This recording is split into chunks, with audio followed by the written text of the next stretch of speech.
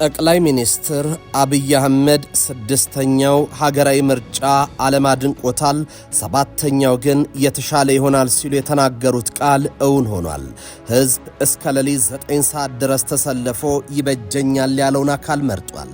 ከንጋት እስከ ንጋት ሰልፍ ላይ የቆመ ሕዝብ ከቀልሃ የምርጫ ካርዱን ከሰይፍ አፎቱ ይልቅ ኮረጆውን መምረጡን አሳይቷል። እናም ምርጫውን የኢትዮጵያ ሕዝብ አሸንፏል። ሕዝብ ሱዳን፣ ሊቢያ፣ ሶሪያ፣ የመንን ያፈራረሱ የተቀናጁ ውስጣዊና ዓለም አቀፋዊ ጥሪዎች አንድ አገሬን ለማንም ማሳልፍ ያልሰጥም በማለት ጆሮ ዳባ ልበስ ብሏቸዋል። የኢትዮጵያ ታሪካዊ ጠላቶች ሊያነብሩት የሻቱትን የትርምስ መንግስት የሆነውን የሽግግር መንግስት አይናቸውን አልይ ብሎ አባሯቸዋልም። ምርጫውን ከምርጫነት ባሻገር የሚያደርጉትም ህዝቡ ከንጋት እስከ ንጋት በረዣዥም ሰልፎች ምርጫን አካሂዷል።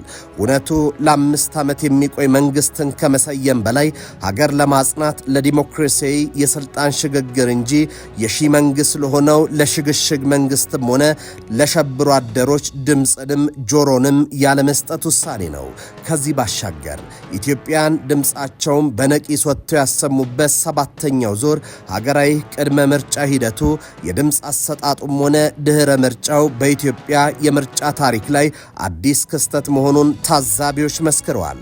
ግንቦት 24 ቀን የተካሄደው 7ኛው ሀገራዊ ምርጫ በኢትዮጵያ የፖለቲካ ሰማይ ላይ አዲስ የዲሞክራሲ ጎህ የቀደደበት ብሩህ የታሪክ ምዕራፍ ነው። ኢትዮጵያ በተደራረቡ ውስብስብ ፈተናዎችና የፖለቲካ ማዕበሎች ውስጥ ብታልፍም የዲሞክራሲን እርሾ ከማብኳት ወደ ኋላ ለማለቷን በተግባር ያረጋገጠችበት ይህ ልዩ ክስተት የነገዋን ኢትዮጵያ የተቋማት ግንባታና የህዝብ ለስርዓተ መንግስት የሰጠውን ይሁንታ ለአብሮነት የተቸረን የተስፋ ብርሃን ቁልጭ አድርጎ የሚያሳይ ሕያው ምስክር ሆኗል። ይህ ምርጫ ኢትዮጵያ የራሷን ዕድል በራሱ የመወሰን ሉዓላዊ መብቷን በአደባባይ ያስመሰከረችበትና በዲሞክራሲያዊ ሽግግር ጎዳና ላይ ወደ ኋላ የማይመለስ ጽኑ እርምጃ መራመዷን ለዓለም ያወጀችበት የድል አጥቢያ ነው።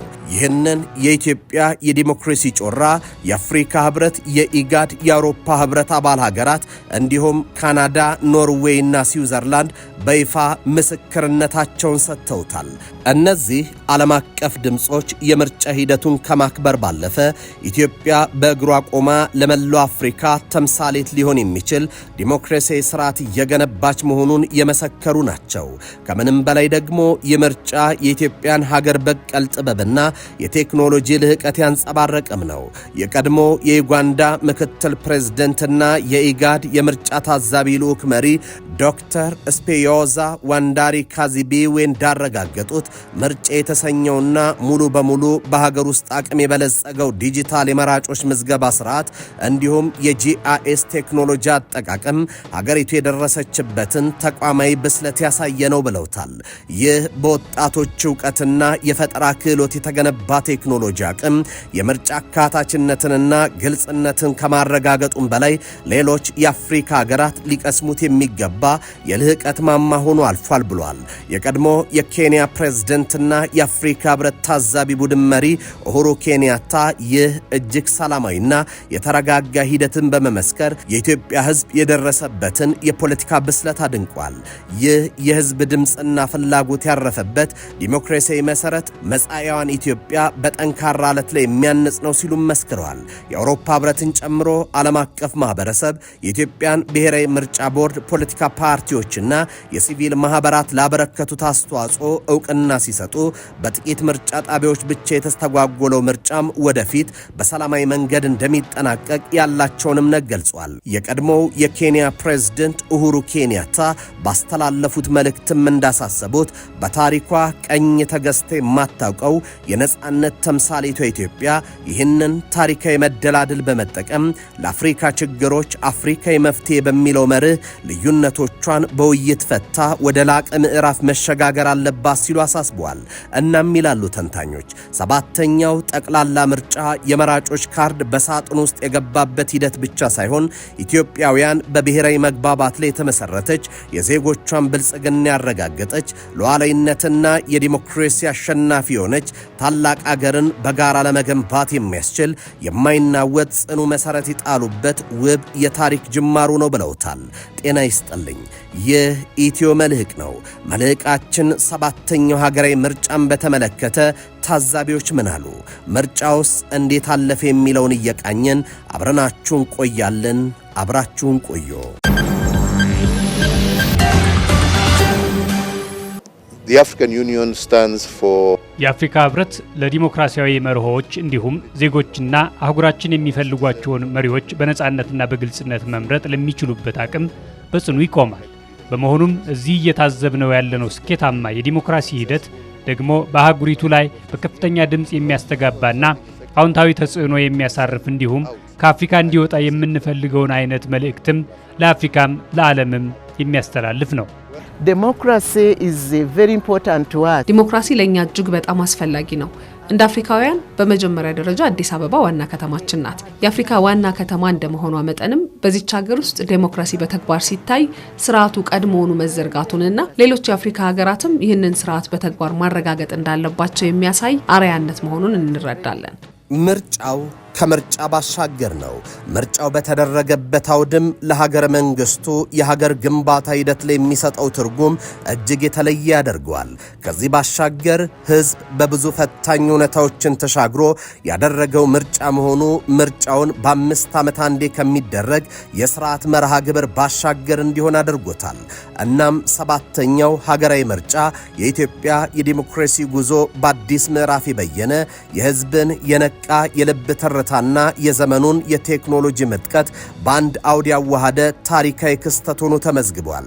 በርካቶች የዘንድሮ ምርጫ ለየት በሚያደርጉ ልዩ ገጾች የተሞላ ነው ይላሉ።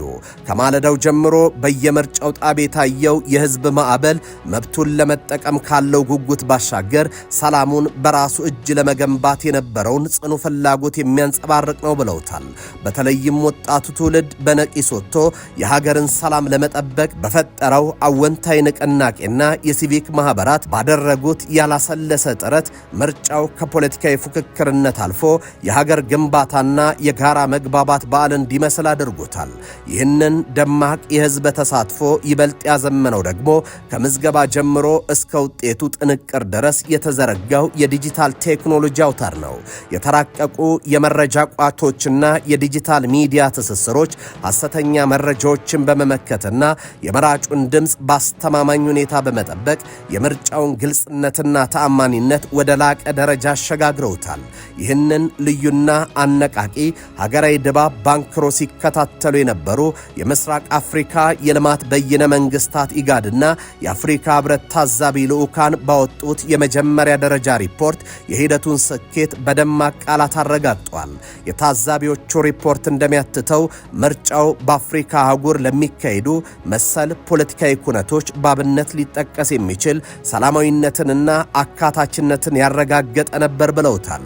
ተቋማቱ ባወጡት መግለጫ ዘመናዊው የቴክኖሎጂ አጠቃቀም የምርጫውን ፍጥነትና ሚስጥራዊነት ከማሳደጉም በላይ በተለይም ማህበረሰቡ ያሳየው የነቃ ተሳትፎና የሂደቱ ባለቤትነት የምርጫውን ተአማኒነት ከፍ እንዳደረገው ባድንቆት ገልጿል።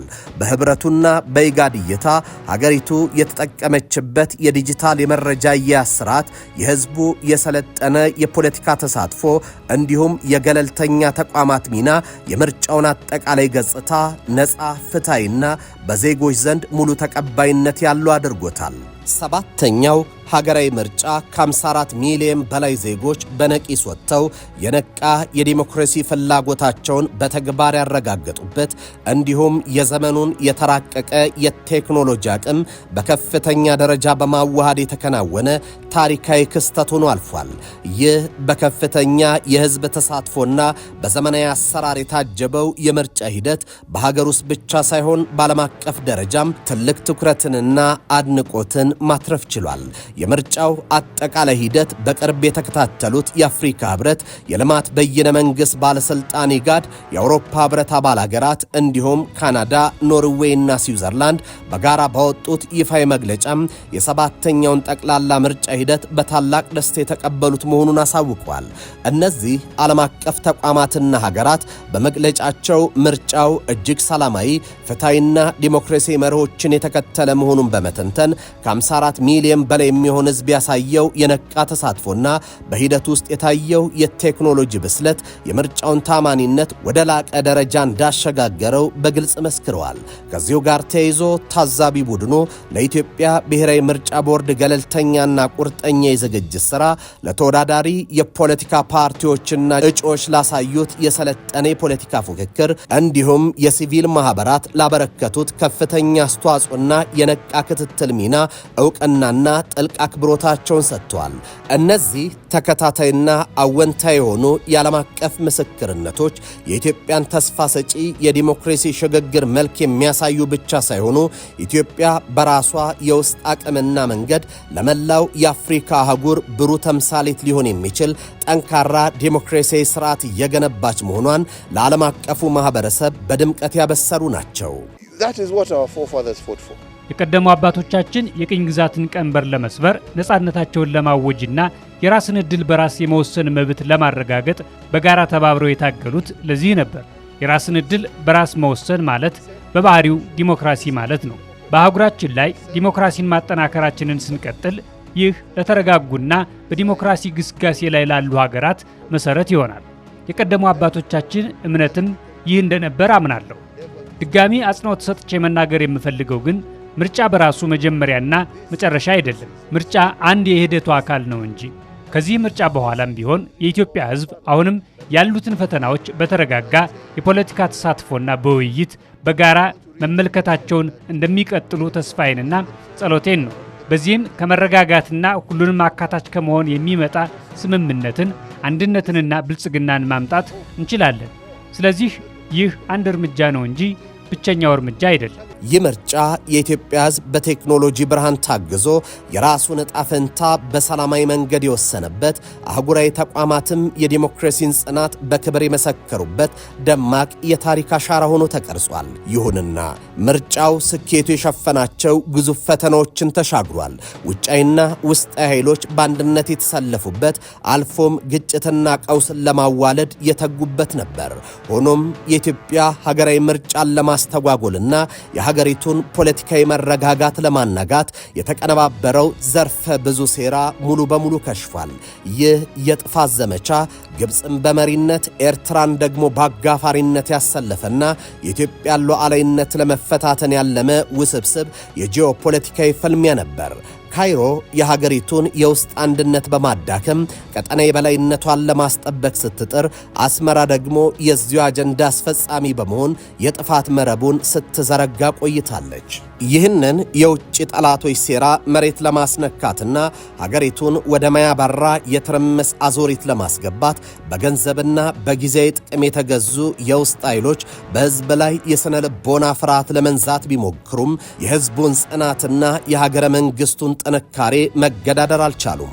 የውስጥ ጸጥታን በማደፍረስ ምርጫውን ለማሰናከል የተነደፈው ይህ እኩይ ዕቅድ በኢትዮጵያን የነቃ ተሳትፎና ጥበቃ መና ቀርቷል። ከቀጠናው የደህንነት ስጋትና ከውስጥ ባንዳዎች ሴራ ባሻገር ይህ ምርጫን የማደናቀፍ ዘመቻ በዓለም አቀፍ የሚዲያና የሰብአዊ መብት ተቋማት ሽፋን ጭምር የተቀናጀ ጥቃቶች ተከፍቶበት ነበር። የኢትዮጵያ ምርጫ ሂደት ለማጠልሸት የተደራጀ የፕሮፓጋንዳ ጦርነት አውጀው ነበር። እነዚህ ተቋማት ተጨባጭ እውነታዎችን ወደ ጎን በመተው የተዛቡ ትርክቶችን በማራገብና ያልተረጋገጡ ክሶችን በማሽጎድጎድ የሀገሪቱን የፖለቲካ ሂደት ህጋዊነት ለማሳጣት ከፍተኛ ጥረት አድርጓል። ሆኖም ይህ የተናበበ የሚዲያ የዲፕሎማሲና የኢንፎርሜሽን ጦርነት የኢትዮጵያን እውነታ ሊቀለብስም ሆነ የምርጫውን ሂደት ሊያስተጓጉል አልቻለም። በመሆኑም በካይሮ አቀናባሪነት፣ በአስመራ ተላላኪነት፣ በውስጥ ቅጥረኞች አስፈጻሚነት እንዲሁም በምዕራቢያን ሚዲያዎች ተቋምና የፕሮፓጋንዳ ሽፋን የተከፈተው ይህ ሁለንተናዊ የድብልቅ ጦርነት በኢትዮጵያ ጠንካራ ማህበራዊ መሰረትና ፖለቲካዊ ጽናት ፊት አቅም አንሶ ፈርሷል።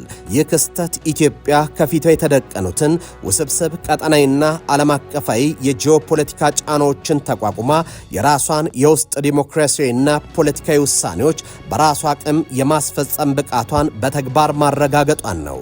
ተደራራቢው ሴራ ምርጫውን ከማደናቀፍ ይልቅ የኢትዮጵያን ሕዝብ በአንድነት የሀገሪቱን ሉዓላዊነት የበለጠ አጠናክሮ አልፏል። የምርጫ ጣቢያዎች የተከናወነው የድምፅ አሰጣጥ ሂደት በበቂ የምርጫ ቁሳቁስ የተደገፈ መሆኑ፣ ለምርጫ የተመዘገቡ መራጮች ተሳትፎ ከፍተኛ መሆኑ እንዲሁም የድምፅ አሰጣጥ ምስጢራዊነት መጠበቁ በዋናነት የሚገለጹ ናቸው። በአጠቃላይ አልፎ አልፎ የተከሰቱ ችግሮችን በማጠቃላይ ሪፖርታችን የሚጠቀሱ መሆናቸው እንደተጠበቀ ሆኖ በሂደቱ የተስተዋሉ መለስተኛ ግድፈቶችን ማረም ተችሏል። በመሆኑም ኮሚሽኑ በምርጫው ቀን ባካሄደው ክትትል ምርጫው ሰላማዊ፣ አሳታፊ፣ ዲሞክራሲያዊና አካታች እንዲሁም መሰረታዊ የሰብአዊ መብቶች ጥሰት ያልተፈጸመበት የተለመዱ ዓለም አቀፍ የምርጫ መስፈርቶችን ያሟላ ምርጫ መፈጸሙን ኢሰመኮ እያረጋገጠ በምርጫ አዋጁ መሰረት ይፋዊ የምርጫ ውጤት የመግለጽ ስልጣን የብሔራዊ ምርጫ ቦርድ መሆኑ ታውቆ ማንኛውም አካል ያልተረጋገጠ ወይም በትንበያ ላይ የተመሰረተ ውጤት ከመግለጽ እንዲቆጠብ፣ እንዲሁም ተፎካካሪ ፖለቲካ ፓርቲዎች የምርጫውን ውጤት በጸጋ በመቀበል የሀገሪቱን የዲሞክራሲ ሂደት በማስቀጠል የድርሻቸው እንዲወጡ ኢሰመኮ ምክረ ሀሳቡን ያቀርባል። ሰባተኛው ሀገራዊ ምርጫ የፖለቲካ ፓርቲዎች የስልጣን ሽግግር ወይም የፉክክር ማሳያ ብቻ አይደለም። ይልቁንም ከምርጫ ጣቢያዎች ከድምፅ መስጫ ወረቀቶችና ከካርድ ኮረጆዎች ባሻገር የዘለቀ ጥልቅ ሀገራዊ ትርጉምን ያዘለ ታሪካዊ ክስተት ነው። ይህ ምርጫ ሀገሪቱ በዲሞክራሲ በሰላም ግንባታና በዜጎች አንድነት ላይ እያስመዘገበች ያለችውን ስር ነቀል ለውጥ በግልጽ የሚያንጸባርቅ ነው። ህዝብ በነቂስ ወጥቶ ድምፁን ሲሰጥ በተለይም ወጣቱ ትውልድ ሂደቱን የሰላም ግንባታና የማህበረሰብ ንቅናቄ መድረክ አድርጎታል። ከዚህ የህዝብ ማዕበልና የሰላም ባለቤትነት ስሜት ባሻገር ይህ ሀገራዊ ምርጫ ሀገሪቱ የደረሰችበትን የዲጂታልና የቴክኖሎጂ አብዮት ቁልጭ አድርጎ ያሳየበት አጋጣሚ ነው። የተራቀቁ የመረጃ ቋቶች፣ የዲጂታል የመገናኛ ብዙሃን አጠቃቀሞችና ጥንቃቄ የተሞላበት የመራጮች ዳታ አያያዝ ሀገሪቱ ወደ ዘመናዊ የዲጂታል አስተዳደር እያደረገች ያለችውን የተሳካ ሽግግር ያመለክታል። የዜጎችን መረጃ ደህንነት በከፍተኛ ጥንቃቄ ከመጠበቅ አንስቶ የሐሰተኛ መረጃዎችንና የተዛቡ መረጃዎች ስርጭትን እስከ መከላከል የተሰሩት ዘመናዊ ቴክኖሎጂ ስራዎች ከተቋማዊ አቅም ግንባታ አኳያ እጅግ የላቁ ሆነው ታይቷል። የዲጂታል መድረኮችም መራጩ ህዝብ ትክክለኛ መረጃ አግኝቶ በነቂስ እንዲወጣ በማድረግ በኩል ትልቅ ድል አስመዝግበዋል። በተጨማሪም የዚህ ምርጫ ትሩፋት ከሀገር ውስጥ አልፎ ሰፊ የጂኦፖለቲካዊና ቀጠናዊ ትርጉም አለው።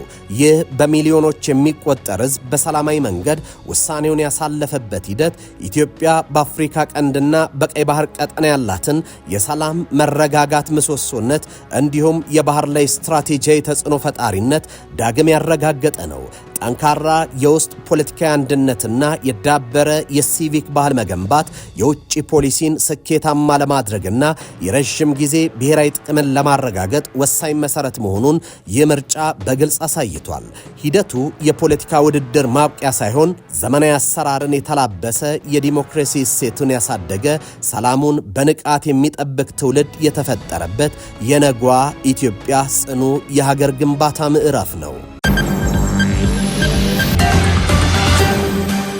የተከበራችሁ የኢትዮ መልሕቅ ቤተሰቦች የዛሬው መልሕቃችን በዚህ ተጠናቋል።